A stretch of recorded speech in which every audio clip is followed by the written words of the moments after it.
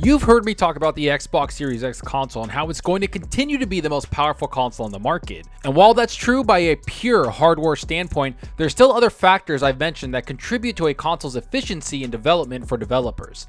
I say that because we know that the Xbox Series X console is a new way of doing things for developers. The API and the GDK is still in its infancy. Developers are still wrapping their minds around the way the console works, and it's even more work when they have to develop for not only the Xbox Series X, but also the Series S. This isn't some huge secret either. We know that the consoles on the Xbox side of things take a little more effort from developers, but that doesn't mean it isn't possible and isn't something that Xbox took into consideration when they decided to bring out the Series S console. And while Xbox's word on their own hardware would mean little to some people, it's the developers making games for the consoles that really have a lot to say. And that's what this article is all about. I want to dive into what this developer said about the Xbox consoles and how it's a little more difficult to develop games on. He also goes into how the Series X is very easy to develop for, but it's all about perspective and time. That's something that I wanted to get into because what this developer had to say about Xbox was true,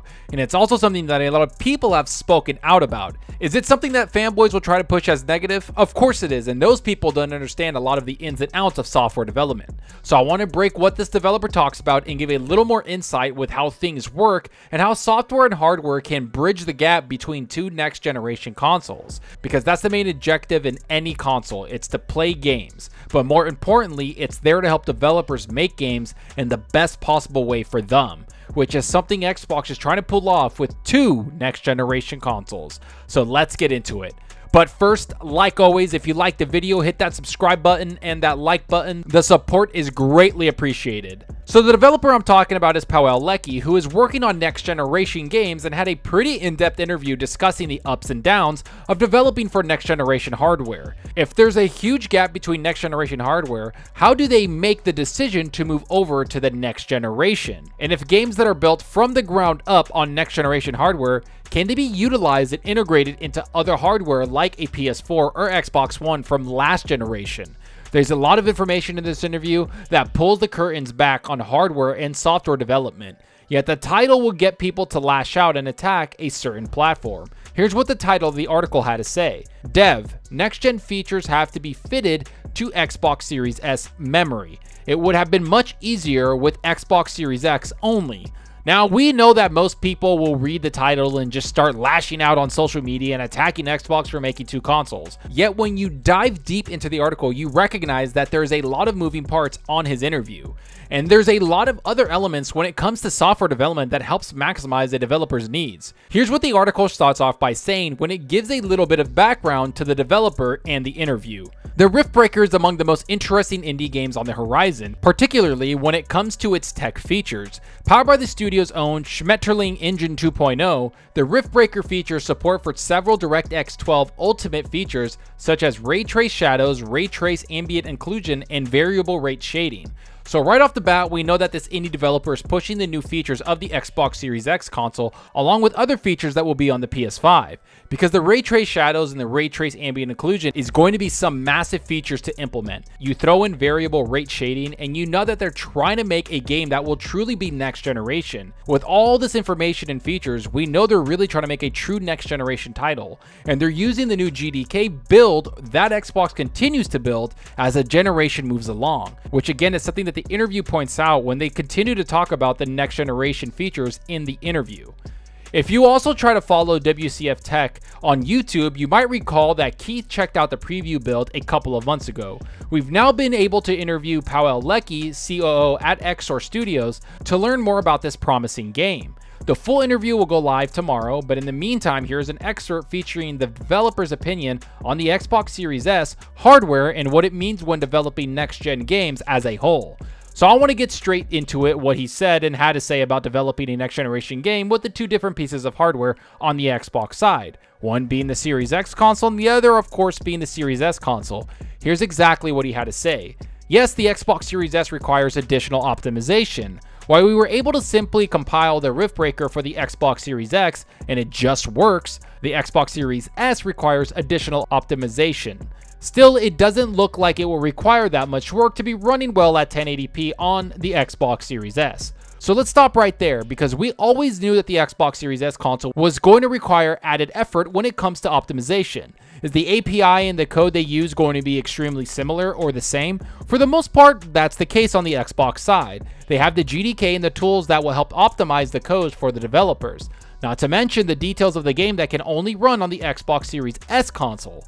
But the most important aspect of this whole thing is that the developer said is that they are having no issues compiling their code or their game on the Series X version of the game. Simply put, that it just works. That's the main point people need to take away from this, because I've said this from the beginning, it's all about the ease of use for developers when it comes to a platform, and Xbox understood they needed to make the development for the Series X console easy. So easy that it's not that big of a deal to optimize on the Series S console. But the most important aspect is what the developer says next. Here's what he had to say about the hardware differences between the Series S and X, but also similarities between the two consoles.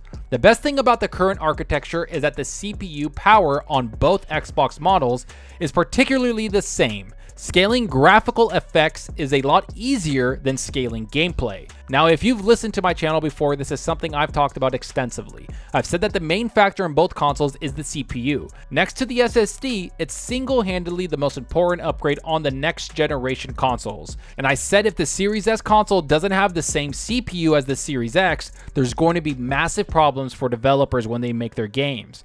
But when the specs were revealed, we saw that they put the same CPU into the Series S as they did with the Series X, which is a powerhouse CPU that makes optimization for the Series S that much more easy for developers, which is something the developers point out here. We already know that scaling graphical effects is so much easier for developers. The biggest issue is scaling the entire world and assets from the CPU side.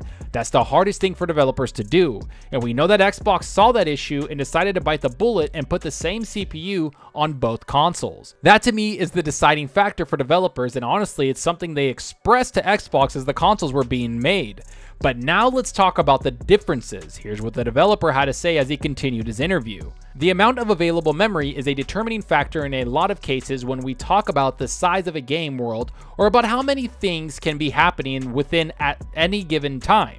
The size of the memory that is available in the Xbox Series S is the actual determining point for the entire console generation, as gameplay features have to be fitted to the lowest spec. From the point of view of a developer, it would be much easier if there was a single Xbox Series X SKU. But given the circumstances, I think that Microsoft has made good choices on how to create a much cheaper console that can still run next generation games. Now, this is the only part of the system that has been puzzling to me, which is the memory. That's going to be a factor in the console that might cause some trouble with developers, and that might mean certain features on the Series S consoles is going to have to be left on the development floor. But like the developer points out, they have to make games for the lowest spec, which is going to be the PC versions if they make games for PC.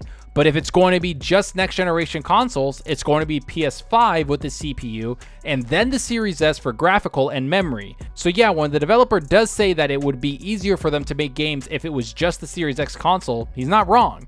It would be much easier, but he also mentions that the steps Xbox took with the Series S is going to help them transition one game from Series X to the Series S console at a better pace. The only thing that will change is certain features like he mentions here.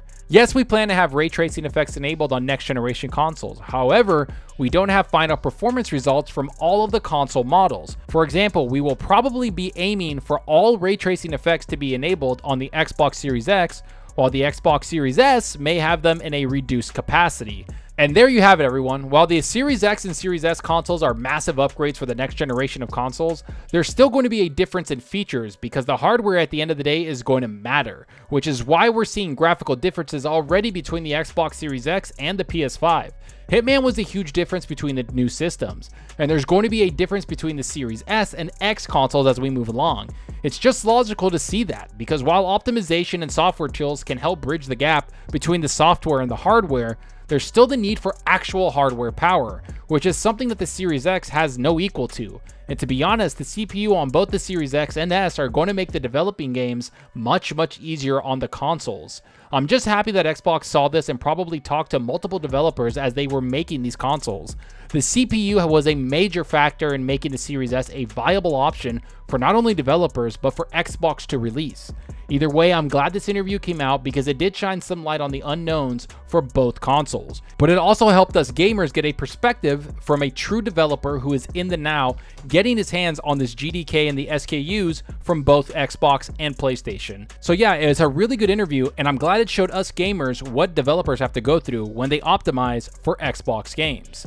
But enough of what I think about all of this. Tell me what you think about all of this. Do you think the Series S is going to cause problems for developers? Are you happy that the Series X is so easy to develop for? When will the SKU and GDK for Xbox be utilized to its full capacity? Is the CPU going to help save the Series S this generation? Are you happy that Xbox decided to make the CPU equal on both consoles? Will developers push back on Xbox about having two consoles? Does this make you want to get either a Series X or S console? Go down below and let me know. And I hope you enjoyed the video, and if you did, please hit that subscribe button and that like button. The support helps out the channel more than you know. And give me a follow on Twitter at Zalker87. I'm always on there talking games and sharing my latest videos. Plus, I love interacting with everyone there, so get on Twitter and let's talk about gaming. Also, follow me on Xbox Live. My gamertag is Zalker87, just like my channel name. See what games I'm playing, and let's compete in achievements for the month.